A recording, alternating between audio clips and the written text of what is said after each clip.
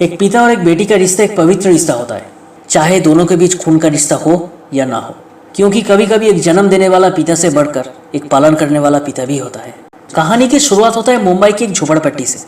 उस जगह पर हाई कोर्ट का एक चीफ जज अपनी पूरी फैमिली के साथ छुपा हुआ था कुछ लोकल गुंडे की वजह से। अब जज साहब अपनी फैमिली को बचाने के लिए अपने एक दोस्त को अपना लोकेशन भेजा, और वो एक बड़ा बिजनेसमैन था। अब वो बिजनेसमैन उस झोपड़पट्टी में पहुंचकर उस चीफ जज को देखकर कहा, इतने साल तक ईमानदारी से काम करने का नतीजा क्या हुआ देख लिया? तो जज साहब ने कहा, एक रूलिंग पार्टी की मिनिस्टर की केस का फैसला सुनाने वाला था आज, बस इसलिए ये सब कुछ हुआ। तुम मेरी फिक्र मत करो, बस मेरी फैमिली को एक सेफ जगह पर पहुंचा दो। अब बिजनेसमैन सब कुछ सुनने के बाद चीफ जज की दो छोटे छोटे पोते की तरफ देखकर कहा, बेटा डरो मत, एक कहानी सुनोगे? शायद सुनने के बाद डर नाम की कोई चीज तुम्हारे आसपास भी नहीं भटकेगा। कुछ साल पहले एक जेल में कोर्ट के ऑर्डर पर 20 कैदियों को रिमांड पर भेजा गया था। उस वक्त उसी जेल का जेलर अपनी बच्ची के साथ नए घर में शिफ्ट हो रहा था।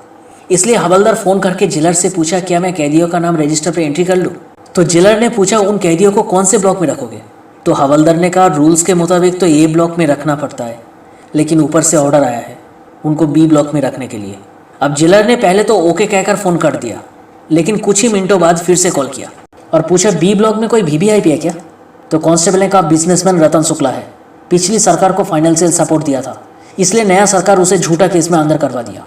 अब जेलर सुनने के बाद हवलदार को कहा, तुम अब भी उन कैदियों को रोको, मैं आ रहा हूँ। दूसरी तरफ रतन शुक्ला के ऊपर अटैक हो चुका था। अब रतन शुक्ला जान बचाने के लिए भागते भागते सी ब्लॉक में पहुंच गया। जब ये खबर हवलदार के पास पहुंचा तो उसने दोबारा जेलर को फोन करके कहा, सर टेंशन मत लीजिए, रतन शुक्ला सी ब्लॉक पर है, उसे कुछ नहीं होगा। तो जेलर ने पूछा, क्यों? तो हवलदार ने कहा, सर सी ब्लॉक में भगवंत केसरी है, वो कभी किसी के साथ अन्याय नहीं होने देगा, आप टाइम लेकर आइए, कोई जल्दी नहीं है, शो तो अभी शुरू होने वाला है। अब दूसरी तरफ रतन शुक्ला को मारने के लिए जब वो गुंडे भाग रहा था तो किसी का पैर लगकर एक बूढ़ा कैदी के बाल्टी से नहाने का सारा पानी गिर गया। अब दूसरी तरफ जब सारे गुंडे मिलकर रतन शुक्ला को मारने ही वाला था, ठीक तभी भगवंत केसरी सामने आया। उसने सभी गुंडों को कहा, देखो तुम्हारे साथ मेरी कोई आपसी दुश्मनी नहीं है, बस तुम में से किसी ने चाचा का नहाने का पानी गिरा दिया, इसलिए जब तक चाचा बाल्टी दोबारा नहीं भर लेते कोई हंगामा नहीं होगा, बस उसके बाद तुम अपना काम कर सकते हो। लेकिन नहीं, उनमें से 2-4 आगे आया भगवंत केसरी को मारने के लिए। अब गुंडे को थोड़ी पता है कि भगवंत केसरी वो आदमी है जो चलती ट्रेन को भी चुटकी मारकर पीछे धकेल सकता है। तो सोचो उन लोगों का क्या हाल होगा। भगवंत केसरी एक एक को मारकर जिंदा जमीन में गाड़ दिया।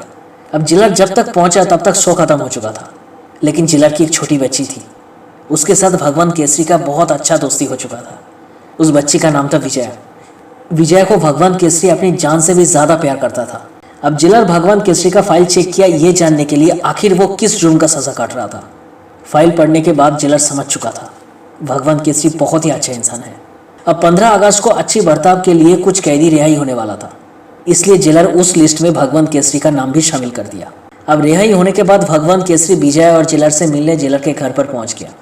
उस दिन विजय बहुत बीमार थी और जिलर को किसी काम की वजह से बाहर जाना था, इसलिए उन्होंने भगवंत केसरी को विजय के पास छोड़कर चला गया। लेकिन जिलर जब लौट रहा था उनका एक्सीडेंट हो गया। अब भगवंत केसरी जब अस्पताल में जिलर से मिलने गया, उनका हालत बहुत ही खराब था।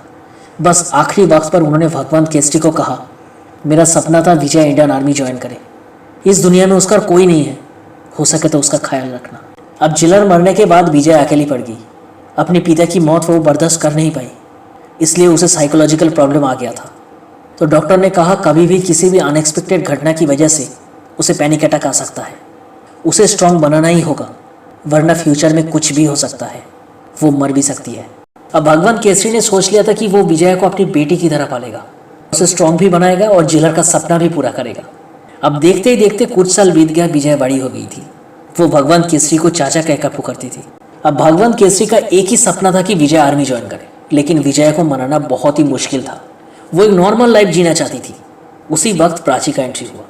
प्राची विजय से उम्र में बड़ी थी, लेकिन उसका दोस्त भी थी और साथ पे वो एक साइकियाट्रिस्ट भी थी। अब भगवंत केसरी प्राची को कहा, मुझे पता है तुम्हारे दिल में मेरे लिए क्या फीलिंग्स है, लेकिन एक बात सोचो, अगर कल मुझे कुछ हो जाए तो विजय का क्या होगा? उसे एंग्जाइटी है, किसी भी वक्त उसे पैनिक अटैक आ सकता है, दुनिया उसे निगल भी जाएगा और पता भी नहीं चलेगा। मुझे पता है उसे लगता है कि आर्मी ज्वाइन करवाने के लिए मैं उसे फोर्स करता हूँ, वो मुझसे दूर जाना चाहती है। बेटी है वो मेरी, चाहे तो मैं उसके पैर पकड़ लूँगा, बस वो आर्मी ज्वाइन कर ले ताकि वो अपने दम पर दुनिया में जी सके अब दूसरी तरफ एक अलग कहानी की शुरुआत हो चुका था। उस कहानी का नाम था विजय संघवी, एक बिजनेसमैन। शायद बिजनेसमैन कहना भी गलत होगा, क्योंकि वो आदमी सिर्फ पावर का ही भूखा था। खुद को महफूज रखने के लिए एक केस पे अपने बेटे को ही मरवा दिया था। उसका बस एक ही सपना था, कैसे भी करके प्रोजेक्ट भी हासिल करना। एक ऐसा प्रोजेक्ट जिससे सिर्फ करोड़ों का मुनाफा ही नहीं होगा, बल्कि जिसे मिलेगा वो देश का सबसे बड़ा बिजनेसमैन बन जाएगा।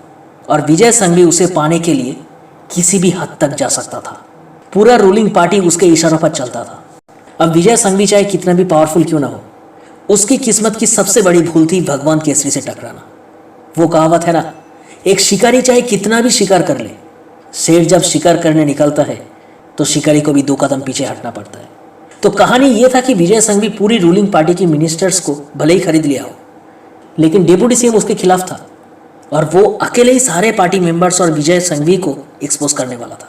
इसलिए विजय संघवी डिप्टी सीएम को मार दिया, लेकिन सारे प्रूफ डिप्टी सीएम के पीए के पास था और साथ में वो पीए उस मर्डर का आई विटनेस भी था। जब विजय संघवी को पता चला उस पीए के पास सारे एविडेंस है, तो उसने पीए को मारने के लिए अपने आदमी भेजा। अब विजय संघवी के लोग जब पीए के पीछे हाथ धोकर पड़ा था, तब पीए एक जर्नलिस्ट के साथ मिलकर सारे एविडेंस ऑपोजिशन पार्टी लीडर को देने वाला था, लेकिन विजय संघवी के लोग उस जगह पर पहुंचकर ऑपोजिशन पार्टी लीडर को ही मार दिया। अब जर्नलिस्ट और पीए उस जगह से किसी तरह से निकलकर एक रेस्टोरेंट में जाकर छुप गया। उसके बाद पीए ने उस जर्नलिस्ट को कहा, अगर हमें जिंदा रहना है तो कैसे भी करके सारे एविडेंस पेन ड्राइव से गूगल ड्राइव में ट्रांसफर करना होगा। और उसी वक्त उस रेस्टोरेंट में विजय और उसका बॉयफ्रेंड बैठा था और विजय के पास एक लैपटॉप भी था। अब पीए विजय के पास जाकर कहा, मुझे एक अर्जेंट टिकट बुक करना है, क्या आपका लैपटॉप मिलेगा? तो विजय ने उसे लैपटॉप दे दिया। अब लैपटॉप मिलने के बाद उसने सारे फाइल्स अपने गूगल ड्राइव में ट्रांसफर कर दिया, जिसके बारे में विजय को कुछ भी पता नहीं था। लेकिन सीसीटीवी फुटेज की मदद से विजय संघवी के लोग विजय को पहचान लिया था और उसे किडनैप भी कर लिया।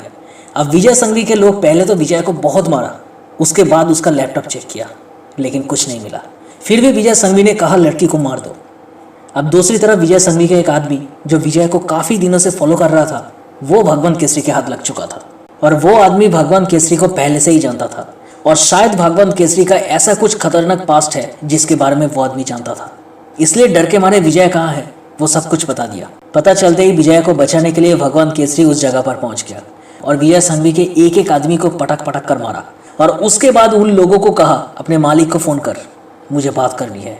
जब विजय संघवी ने फोन उठाया तो भगवान केसरी ने कहा, क्यों रे संघवी, भूल गया क्या मुझे? पिछला हिसाब अभी तक पूरा नहीं हुआ और इस बार तू मेरी बेटी को मारने की कोशिश की। तेरी हिम्मत की तो दाद देनी होगी। चल, इस बार तेरा मरना पक्का है, बहुत जल्द मिलेंगे। अब भगवान केसरी का आवाज सुनते ही संघवी का पैरों तले जमीन खिसक गया। अब भगवान केसरी जब विजय को घर लेकर लौटा तो विजय ने भगवान केसरी को पूछा, चाचा आप संघवी को कैसे जानते हो? इसके बाद एक और कहानी की शुरुआत होता है। भगवान केसरी असल में सर्कल इंस्पेक्टर था और उस एरिया का एमएलए था विजय संघवी का बाप। एक फॉरेस्ट ऑफिसर की फैमिली को मारने के लिए विजय संघवी का बाप 30 लोगों को भेजा था, लेकिन उस फैमिली को बचाने के चक्कर में भगवान केसरी 30 लोगों को उनके ही हथियार से एक एक को जिस तरह से मार डाला, देखकर किसी का भी रूह कांप उठेगा। और उसके बाद विजय संघवी के पिता को अरेस्ट करके पब्लिक के सामने से घसीट कर लेकर गया।